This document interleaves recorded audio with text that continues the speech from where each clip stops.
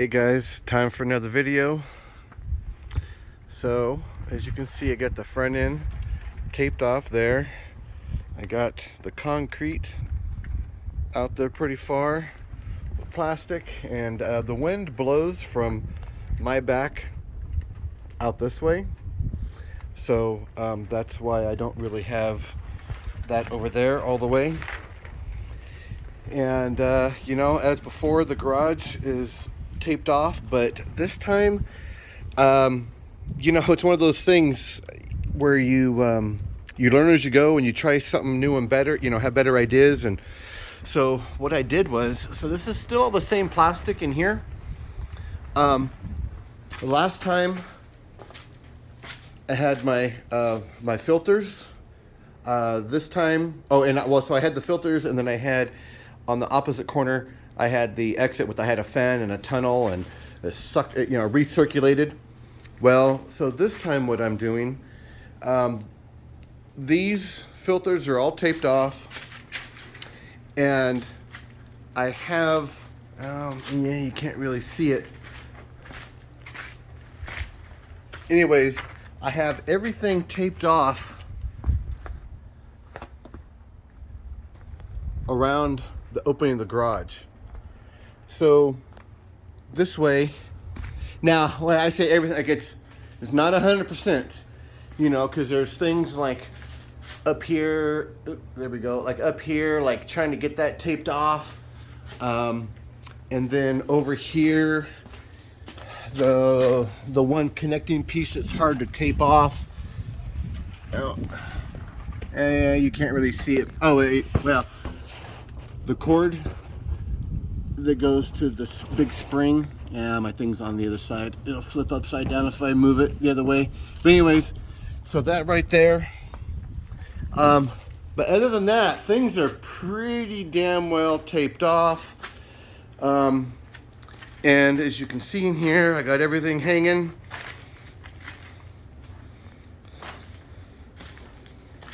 My doors.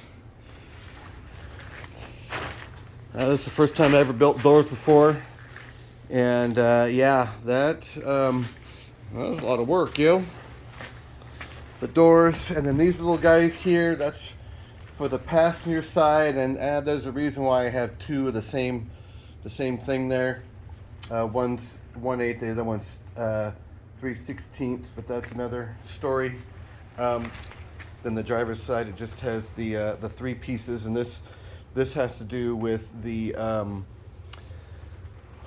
door and how far it is spaced away from the body in order for the seals to seal correctly, and the door be in line, you know, parallel with the body as best as possible. And so 1 inch, and then 3/16. So those two outside pieces are for the hinge side of the door to the body, and then we have an 1/8 inch under the hinge itself from the hinge to the door. So the hinge to the door, and this is the hinge. These are the hinge to the body, because I was like, oh, I realized because of I'm having a double seal. So I'm having the seal on the door all the way around. Then I have a seal on the body. So the body seal will hit like over here all the way around, and then the other one. So I actually got it double sealed. And so you can't, so where the hinge is, I had to have this 1/8 inch spacer there from the hinge to the door, so that way right here, right along here, I can, you know, the seal can go along here, because that hinge sits flat, and then you can't push it on. So space it out a little bit, 1/8 inch, that way it can go on there and be all good, nice and neat. So that's why I have these extra ones there. And the reason why one is a 16th of an inch thicker is because in order for the door to sit as parallel as possible, I needed an extra 1/16 of an inch on top of the 3/4 inch. So, and this side over here, the reason why there's two of these is because the hinge that I have, the hinges have been in a pain in the butt, to be honest, and the original one that I have for the passenger side, it turned out the guy's like, oh yeah, these are for the left and the right. And then I didn't, know any better at the time because it was in the beginning, and I got them, and they were not cheap. And so, anyways, yeah, it was like, oh, shit, these are both for the passenger side. And then when I called, I got a hold of him on eBay to let him know, he just like ignores me and doesn't care, which, yeah, that's how some of those guys are in there. But then I got a matching type, because so mine on the door side, they're straight like this, where a lot of them, these are actually staggered. So finding the matching one is actually hard, and I already jeweled everything out like that. So it's just kind of like I'm stuck with that type. So with the passenger side hinge, it's like the pin inside there is, it's like a 30-second, I believe. I'd have to go back over it, but yeah, I think like a 30-second too small. And so what happens is, well, I can't have my two hands and show this at the same time, but so you have like the piano part, like you have one here and then one and like that. Well, they're like staggered because the pin in there needs to be like a 32nd of an inch thicker. Now the one I got from, I forget the guy's name. Anyways, this awesome guy, he's on the Facebook pages, the groups and stuff. He's out of Texas. Alan, is it something Alan? Or Allie? Yeah, Allie. Something Allie. Man, that guy is awesome. I've got a lot of stuff from him. Greg Alley, I believe. And man, he's just very, very well known in the Humvee community. He has a great reputation, and he's a great guy. And he happened to have one of those hinges for the driver's side, and I bought it off of him. And that thing, it had a crack in it though, which I don't think he knew. I mean, he only charged me $25 for it, and I think he refunded my money because like it was cracked, and I had to do, I had to go out and buy a spool of stainless steel wire to weld it and all that. But I fixed it. It came out great. He took care of me. I've bought many things from him since. He's an awesome guy.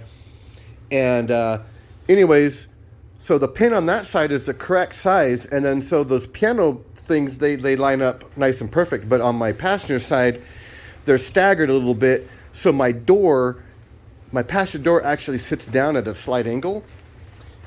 And so because of that, it's like when it's sitting down at that slight angle, I need an 1/8 inch thick one of these in order for the door to shut perpendicular. But then when it's sitting up where it's supposed to, that little shift somehow, it changes it to where I need the 3/16 piece.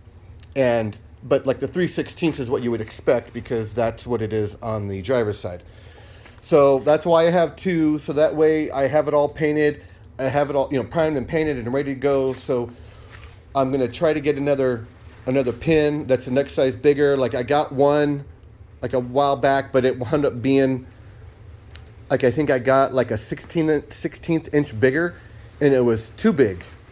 So it's like, okay, I got to get like a 32nd inch bigger, and then it should work. If I could just find another hinge, a passenger, I mean, obviously that would just be easier to do. But like I said, those are very difficult to find. So for now, I'm just doing it this way. And then like and I'll probably just wait. And then when I finally find somebody who's selling the passenger side, then I'll buy it, swap it out, and then I'm good, versus trying to get another pin and trying to make it work. Anyways, so yeah, here's my stuff. My primer, my epoxy primer, and then the activator, and then you need the acetone. It's a 331 mixture, and those are my acetone rags. They were all like, so this was all brand new rags. You know, I didn't want to use dirty rags to clean off the aluminum, so I went through everything once with the acetone and cleaner, and then I actually went through it a second time, and yeah, there was still some stuff left, and so now that stuff is all super clean and all ready to go. And this right here, this is for my my other camera that's going to be my it's going to take the place of the rear view mirror on the passenger side. Because I'm trying to do everything possible to eliminate blind spots. And so, you know what, if I just don't have a passenger mirror, and then I have the because I have like 10 of these cameras that are all around the vehicle, and so I kind of had an extra one if I wanted to do 2 cameras inside the cab, but I'm like, okay, you know what, I'll use that one for a rear view camera that I wasn't expecting. I mean, I have one out the back already, but you know, taking place to the rear view mirror, that's different, obviously. So yeah, and then if I decide I wanted you know, a 10th camera and to have it inside the cab, then obviously I could, you know, just buy another one. So anyways, I'm getting low on battery here. I just went to 5%. But yeah, oh, and this is the Harbor Freight. This is what I've used everything, you know, for everything so far, the paint and the epoxy. It's the 1.8 size. I think the only way you can get these is the double gun set that's like $50. It has the 1.4, which is a smaller gun, and then this one. And I've tried the 1.8, the 1.8, even though all the material says you can do 1.4, 1.8, all this stuff just seems to work better with the 1.8. And you know what? Also, too, in order for it to work right, you probably want to be able to see it, but oh, kind of. So the right gauge there, that's my output, and well, it's probably at about 70 now, but once that's the working pressure. While you're using it, it's going to be at about 60 psi, and these are supposed to be high volume, low pressure, but just to get this stuff, and it's probably just the cheap gun, whatever, but I had it at 60 pounds, and that seems to be what worked the best. So yeah, finally, man, once I get this stuff all primed. So I'll do 2 coats. I'll do the coat right now, and then I think probably wait an hour to hour and a half, and then do a second coat, because there's a time limit. Like if you wait over a certain amount of time, then you're actually supposed to go over and rough up the surface on the primer before you do another coat. But if you do it within, I think it's 2 hours, I would have to go and read it again, you know, just to make sure. But wherever that time frame is, I'll just give it a second coat before that's up, so that way I don't have to, you know, go over things with, you know, because I use the burgundy pads, and so that way I don't have to go over with that, and because then you got to clean it after you do that again, and so obviously you want to avoid all that. It's already so